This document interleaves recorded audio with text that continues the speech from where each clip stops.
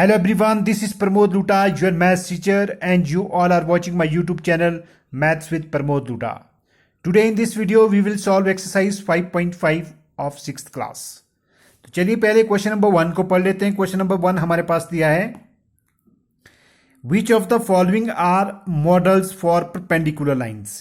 यानी कि आपको बताना है कि परपेंडिकुलर लाइंस जो है किस में बन रही है. तो इसमें हमारे पास जो है 4 पार्ट्स दिए हैं. फर्स्ट जो पार्ट हमारे पास इसमें दिया है, क्वेश्चन दिया है the adjacent edge of table top. अब देखिए टेबल टॉप आपके पास जो है दो तरह का हो सकता है. एक हो तो हो सकता है आपके पास स्क्वायर, दूसरा हो सकता है आपके पास रेक्टेंगुलर शेप का. तो दोनों के जो एंगल्स होते हैं स्क्वायर्स के, all angles of A square equal होते हैं, 90 डिग्री के होते हैं. सेम प्रोसेस उसमें रेक्टेंगल में भी चलता है, रेक्टेंगल के भी 90 डिग्री होंगे. तो 90 डिग्री की जब बात होती है तो यानी कि हमारे पास क्या हो गया, परपेंडिकुलर लाइंस. तो इसमें पूछा था कि क्वेश्चन में पूछा था कि which of the following are the model for a perpendicular lines. तो इसमें ए ऑप्शन बिल्कुल सही बैठ रहा है, तो हम लिखेंगे यहाँ पे ए. इसमें पूछा कि कौन कौन से में है और कौन से में नहीं है. ए में तो है. उसके बाद है B, the line of railway tracks. अब देखिए रेलवे ट्रैक तो आपको सीधे पता है दो पैरेलल लाइंस बन रही है. तो पैरेलल लाइंस जब बनती है तो आपके पास 90 डिग्री का एंगल नहीं बनेगा. तो जब 90 डिग्री का एंगल नहीं बनेगा तो वो परपेंडिकुलर लाइंस नहीं हो सकती है, वो सिर्फ पैरेलल लाइंस बन रही है इसमें. तो इसलिए ये ऑप्शन इसमें नहीं आएगा. उसके बाद है सी. सी में है line segment forming the letter L. अब एल देखिए, एल जब हम लिखते हैं तो 90 डिग्री का एंगल बनता है. तो इसका मतलब हमारे पास क्या हो गया, इसमें सी पार्ट भी हमारे पास आ रहा है, क्योंकि सी में भी हमारे पास क्या हो रहा है, 90 डिग्री का एंगल बन रहा है. उसके बाद डी ऑप्शन है द लेटर वी.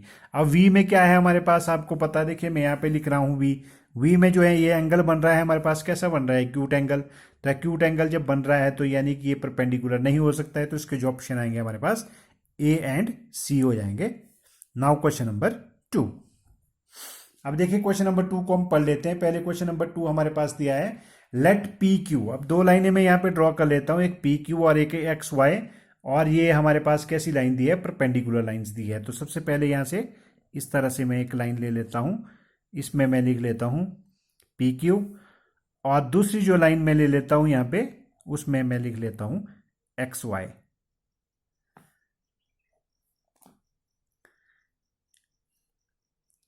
अब इसमें पूछा है कि let P Q and X Y intersect in the point ए.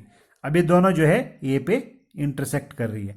तो यानी कि स्टार्टिंग में हमारे पास क्या दिया था, परपेंडिकुलर लाइन सेगमेंट से. तो यानी कि परपेंडिकुलर का मतलब है 90 डिग्री का एंगल बनना है यहाँ पे. तो अब देखिए इसमें क्या पूछा था कि what is the measure of angle P A Y.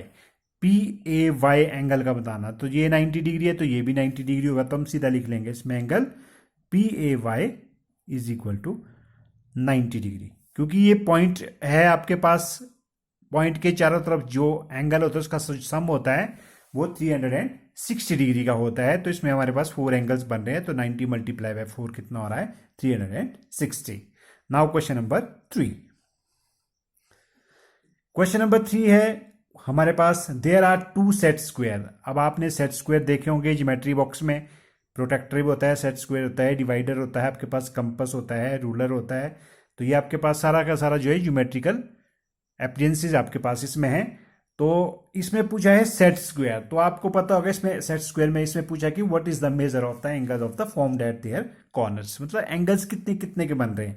तो इसमें सेट स्क्वायर में आपके पास क्या होता है, तो अभी मेरे पास अवेलेबल नहीं है. तो ऐसे तो आपको पता ही होगा, सेट स्क्वायर आपके पास एक छोटा छोटा होगा और एक थोड़ा सा बड़ा होगा सेट स्क्वायर. तो हम कोई सा भी ले लेते हैं, पहले बड़े वाला ही ले लेते हैं. तो इसमें हम लिख लेते हैं 1 सेट स्क्वायर. तो इसके जो एंगल्स होते हैं आपके पास क्या होंगे, एक तो होता है 30 डिग्री का, दूसरा इसमें बनता है 60 डिग्री का, और तीसरा जो एंगल इसमें बनता है वो बनता है 90 डिग्री का. और जो अदर सेट स्क्वायर होगा, यानी कि छोटे वाला जो हम ले रहे हैं अदर सेट स्क्वायर, इसमें जो एंगल हमारे पास बनते हैं वो होते हैं 45 डिग्री, 45 डिग्री और 90 डिग्री के. क्योंकि अगर इनकी शेप की बात की जाए तो ये जो है ट्राइंगल ही बनते हैं. तो ट्राइंगल के तीनों एंगल्स का जो सम होता है कितना होता है, 180 डिग्री. तो इन एंगल्स को अगर हम प्लस करते हैं तो 180 आता है. इसको भी करेंगे तो ये आ गया हमारे पास 180 डिग्री. तो इसमें लिखा है कि do they have any angle measure that is common. इसमें है कोई ऐसा एंगल, यस. तो हम यहाँ पे लिख लेते हैं yes 90 degree. 90 degree is common. तो इसमें पूछा कि दोनों में कॉमन क्या है, तो 90 डिग्री का एंगल जो है दोनों में कॉमन है। Now question number 4। तो ये इस एक्सरसाइज का लास्ट क्वेश्चन होगा आपके पास। अब इसमें आपके पास है दिया स्टडी द डायग्राम। अब सबसे पहले मैं यहाँ पे फिगर बना देता हूं मैं आपको इस तरह से जो है, ताकि आसानी रहे आपको इसको समझने के लिए। इस तरह से जो है एक फिगर है, यानी कि ये आपके पास दी है एल लाइन और दूसरी एक लाइन हमारे पास यहाँ पे दी है। पहले मैं इसके इक्वल पार्ट्स कर लेता हूँ। यहाँ पे 0 लिख लेते हैं, यहाँ पे हम लिख लेते हैं 1, ये इक्वल पार्ट्स हो रहे हैं। 2, 3, यहाँ पे हम 4 लिखेंगे, और ये 5, ये 6, ये 7, और कहाँ तक लिखने, 8 तक, ये हो गए 8। और यहाँ पे हम जो है नाम लिख लेते हैं A B C D E F G H। अब जो इसमें दूसरी जो लाइन दी है वो क्या है, M लाइन है, जो बिल्कुल इस तरह से जो है E और 5 के बीचों बीच इधर से आ रही है। तो यहाँ पे हम लिखेंगे कौन सी लाइन है, ये M लाइन। यानी कि M और L जो है परपेंडिकुलर है एक दूसरे के। तो यानी कि यहां कितने के एंगल बनते हैं, 90 डिग्री के। तो अब इसमें क्वेश्चन में हमारे पास फर्स्ट जो इसमें पार्ट पूछा है, फर्स्ट पार्ट पूछा है इज सीई जो है। अब देखिए सबसे पहले हम सीई को देख लेते हैं, सी से लेके ई तक, ये है हमारे पास सीई। ये क्या ईजी के इक्वल है, ईजी के इक्वल है, तो इसमें हम लिखेंगे यस। क्यों लिखेंगे इसमें यस, अब देखिए सी से लेके ई तक कितने यूनिट्स है, 1 2 यूनिट्स, और इसके बाद ई से जी कितने हैं, ये भी 2 यूनिट्स है। तो ये हमारे पास दोनों के दोनों कितने हो गए, इक्वल हो गए, तो इसका आंसर आएगा यस। नाउ बी में लिखा है डज पीई बाइसेक्ट सीजी।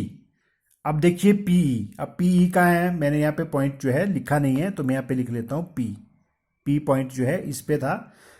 तो पीई जो लाइन है वो बाइसेक्ट कर रही है किसको, सीजी को। अब देखिए सी और जी ये लाइन है, बाइसेक्ट का मतलब होता है इक्वल पार्ट्स।